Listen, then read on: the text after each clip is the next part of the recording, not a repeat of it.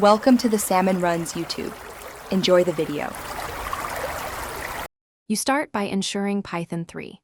8+ and a C++ compiler are installed. Run the version checks now.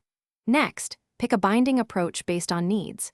Subprocess for simple calls, C-types or CFFI for C-compatible APIs, PyBind 11 for modern C++ objects, or the native Python C API for deepest integrations.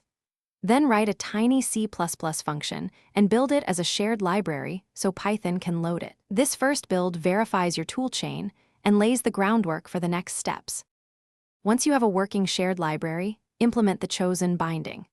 If using C-types or CFFI, expose extern C functions and stick to simple types like int, double, and pointers.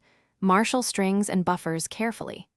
If you choose PyBind 11, write wrappers with PyBind 11 module, map C++ classes to Python classes, and configure a proper CMake or setup to produce a Python extension. Make a wheel or editable install so you can iterate quickly.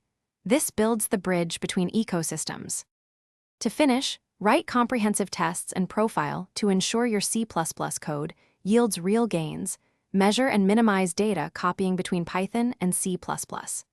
Manage memory ownership explicitly and release the global interpreter lock in C++ during heavy computations so Python threads remain responsive.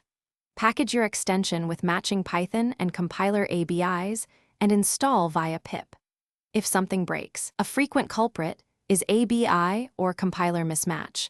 Rebuild the extension cleanly with the same Python. Thanks for watching. Consider subscribing if we helped you.